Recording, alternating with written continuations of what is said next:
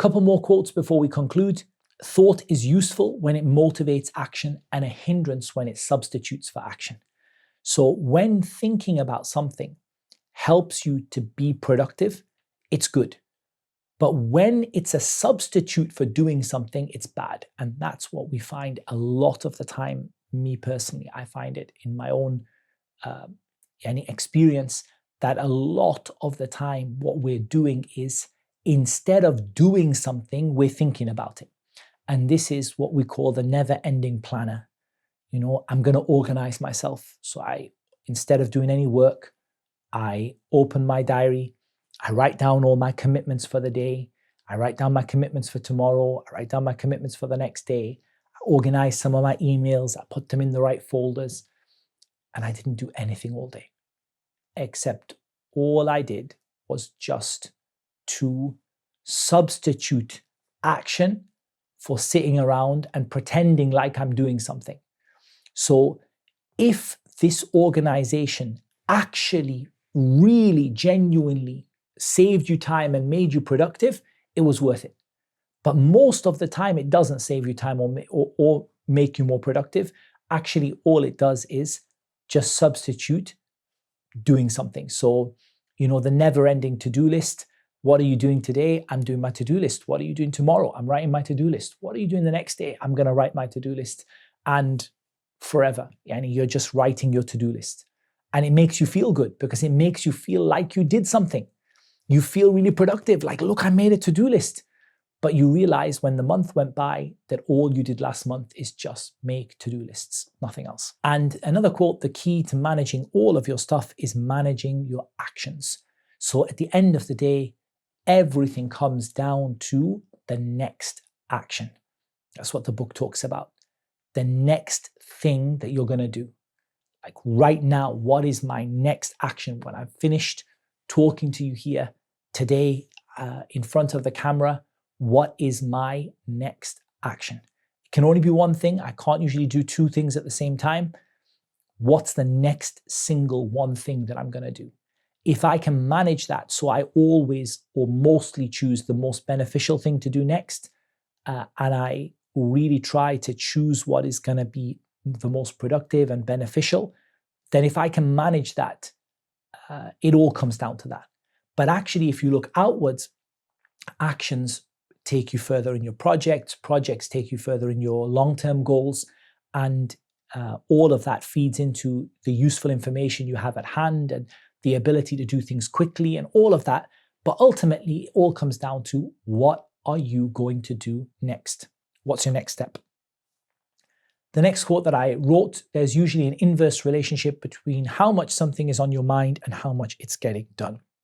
So something which is on your mind all day and every day is usually something that you're not doing very much on. Because if you were doing a lot on it, it wouldn't be on your mind. The reason it's on your mind is, I must not forget to submit that document today. I must not forget to submit that document today. I must not forget to submit that document. I must not forget to. Generally, the reason you're doing that is because you haven't done it yet. If you had done it, it wouldn't be the thing that's going on your mind all the time. The next quote, you need no new skills to increase your productivity and reduce your stress. Just an enhanced set of systematic behaviors with which to apply them. I really like that. The book is not one that says you need to learn to be a different person. You need to have a brain transplant. You need to have, be a completely different person. Not really. You just need a consistent set of habits that will help you to maximize and get the best out of who you are. And I think that what's really nice about that is you don't need to be somebody different. You can be disorganized. You can be someone who is quote unquote creative. You can be a person who is, liable to get lost in a project. You can be, you're just you. But generally, if you can have systematic and a habit that you stick to in organizing your projects, you'll be absolutely fine, inshallah, with the help of Allah.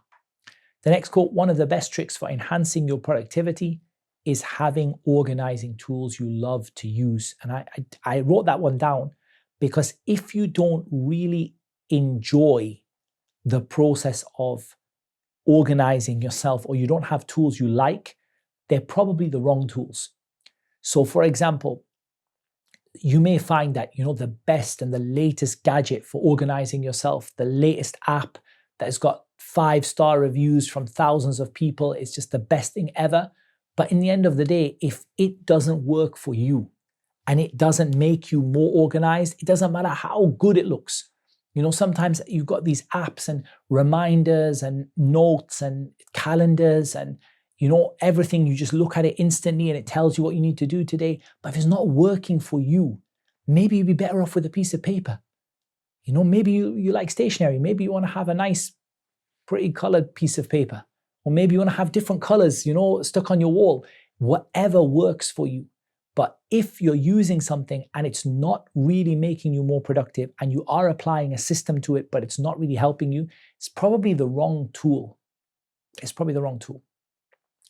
The next quote: things you name, you own. Collected but unknown stuff owns you. So the idea is that you really need to name things. And that could be projects that are just like vague, this vague thing of like, it's just a vague idea in your head and it's not properly sort of written down and organized. And also all the junk you collect that you have no idea what it belongs to. So even if you had like loads of bills that needed to be paid and you're really stressed about them, but you labeled them bills to be paid, that in itself would give you a sense of ownership and control over it. But if, for example, you just had a pile of letters on your desk and there's some really urgent bills in there and there's some really urgent projects in there, it's gonna, in the end of the day, it's gonna stress you out. Manage the commitments of others before their avoidance creates a crisis. So you can tell why I wrote this one, because this is another personal issue for me. Manage the commitments of others. Now, I really like the word manage here. It doesn't say fulfill the commitments of others, but actually manage them. Don't be frightened to call someone up and say, Habibi, I told you that I was going to deliver this project by the end of the month, but I've decided to give it another couple of weeks. So I just wanted to let you know about that. That in itself is far better than breaking a promise. I mean, obviously, it's ideal Islamically not to make that promise in the first place, or to make it clear to someone that it's a best effort basis, which I try to do now. I'll say to someone, I will try to do it by the end of the month, but I'm not able to promise you. But it's nice to be able to manage those commitments, just to be on top of it, right? I know I'm late on this. Let me just drop them a message and say, look, I know I'm late on this. I'm working on it, inshallah ta'ala. But this idea of just promising others to feel better is also in itself creates a crisis. So being able to manage the commitments of others. And that includes also knowing who you're waiting for. Sometimes you're waiting for someone to do something and your work depends on their work. Being able to control that and manage it, knowing when to kind of remind them and things like that, it's very, very useful. My next quote: the inherent danger in the digital world is how much data can be spread in so many different places so easily without any coordinating links.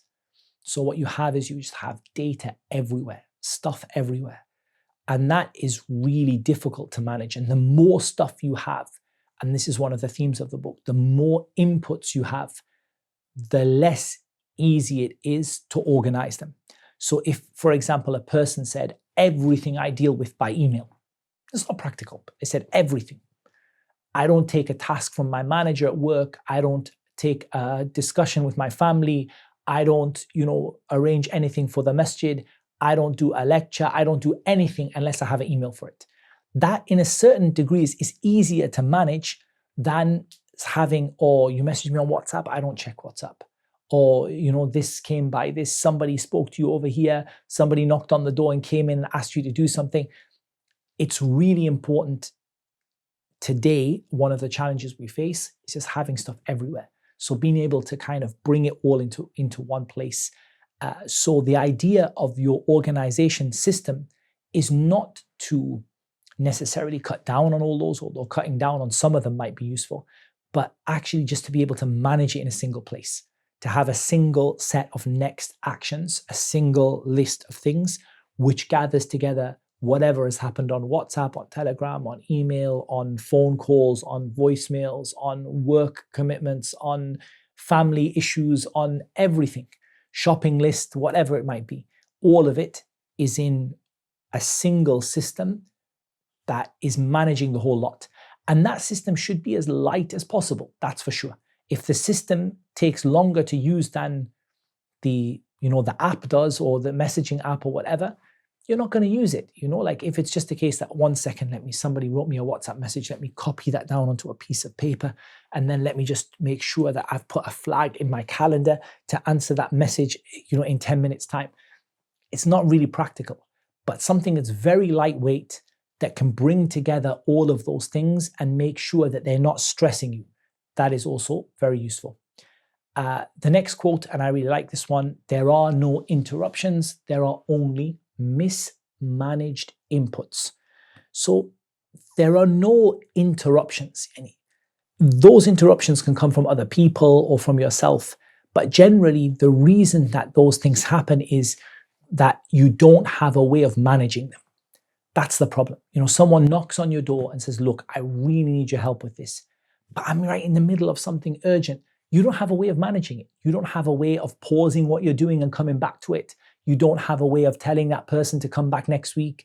You don't have any, they don't have any confidence in you that when they tell you that, or when you say to them that come back to me tomorrow, that you're going to be organized and ready for them. So in other words, the real problem is not someone knocking on your door and saying to you that I need your help, or can you please stop what you're doing? It's just that you don't have a system for it. And sometimes you have no choice. Your manager at work knocks on your door and says, look, we need this done now. There's no time. Drop what you're doing.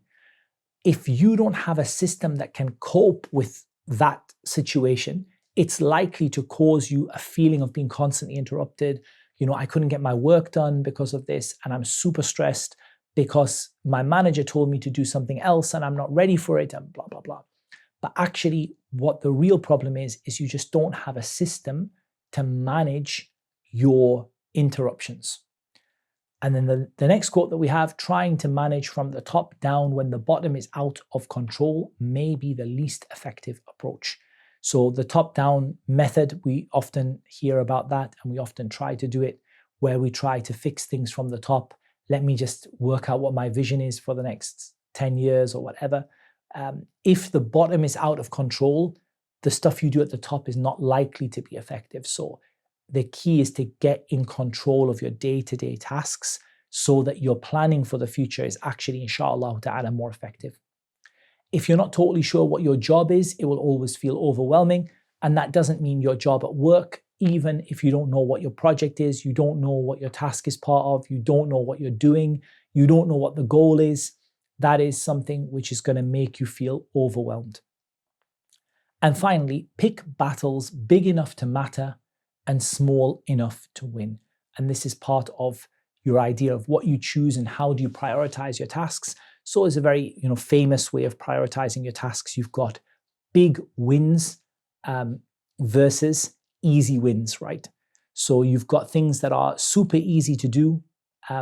They maybe don't help you that much, but they are really, really easy to do. And you've got things that are really, really important to do. And what you try to do is to find somewhere in the middle. That will always be your most efficient. Somewhere in the middle. Something that's big enough that it really does help you, but small enough that you can actually do it without feeling overwhelmed. If you like what you're seeing, then take it to the next level on AMAUacademy.com. We have nearly 100 self-development courses specifically tailored for Muslims, each packed with its own ebook and quiz. You'll get a new course every 2 weeks, so head over now to AMAUacademy.com.